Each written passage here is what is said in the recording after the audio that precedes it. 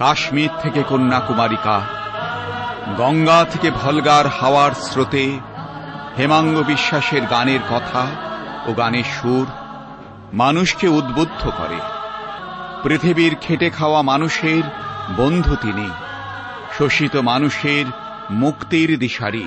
অশান্ত মানব জীবনে তিনি শান্তির দূত, মানব চেতনার আরেক নাম হেমাঙ্গ বিশ্বাস। জাগো জাগো জাগো সর্বহারা, অনশন বন্দী চেতনা, শ্রমিক দিয়াছে আজ সারা, উঠিয়াছে মুক্তির আশা।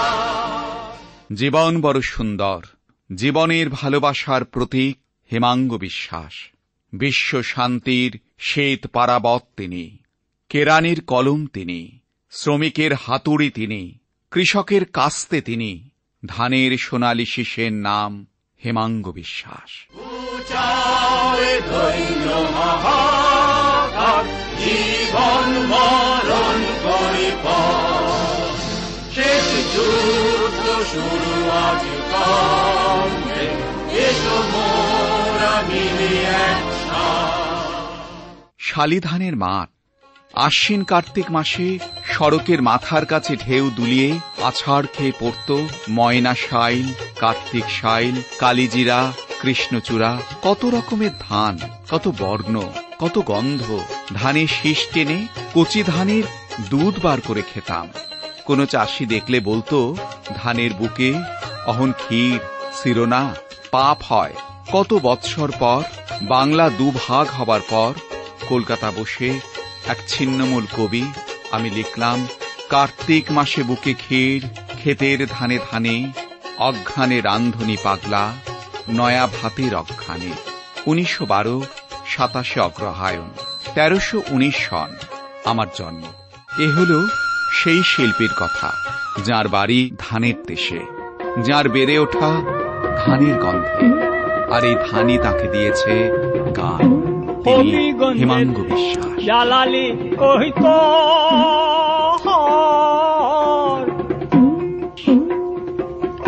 সুনামগঞ্জের কুড়া, সুরমা নদীর গান ছিলামি শূন্যে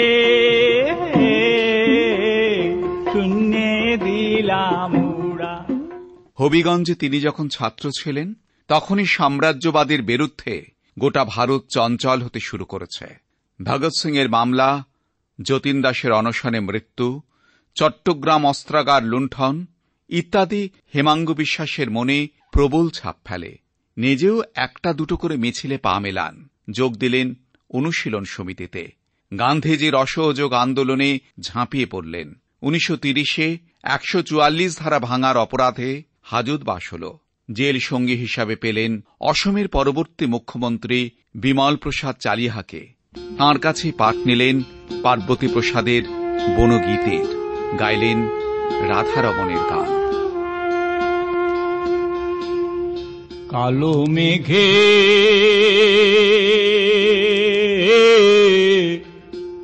সাজে কইরাছে পরাণ তো মানে না,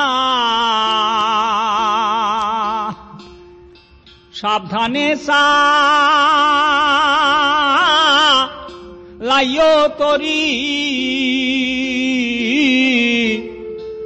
নাও যেন ডুবে না বা নাইয়া, নদীর কূল পাইলাম না। তোমার গান ভারী দুঃখের। অনেকেই বলতো এ কথা। ভারতীয় কমিউনিস্ট পার্টির সেন্ট্রাল কমিটির নেতা বিশ্বনাথ মুখোপাধ্যায় একবার বললেন, ক্যাম্পেইনে তোমার গানগুলো বড় একঘেয়ে, খালি কান্না, মানুষকে জাগানো যায় না। আমি তখন সুর খুঁজে পেলাম আমাদের এই ট্র্যাডিশনে, হরির সুর। সেই সুরে লিখলাম, বাঁচব রে বাঁচব আমরা, বাঁচব রে বাঁচব, ভাঙা বুকের পাঁজর দিয়া নয়া বাংলা করব। আমরা বাঁচব রে বাঁচব, ভাঙা বুকের পাঁজর দিয়া নয়া বাংলা গড়ব। 7-এর দশকে তাঁর গান অনেকটাই ছিল অনুবাদ সঙ্গীত। এই পর্বে সবচেয়ে প্রশংসিত এবং সমালোচিত শঙ্খচিলের গান। এখানে সাগরিকা হল হিরোশিমা এবং তার ধ্বংসের একমাত্র সাক্ষী শঙ্খচিল হল সংগ্রামী জনতার প্রতীক, যে অপরাজেয়, যাকে পারমাণবিক বোমা ধ্বংস করতে পারে না।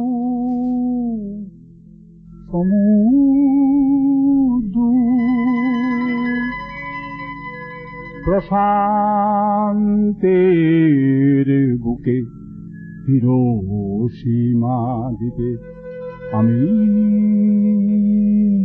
শঙ্খচিল।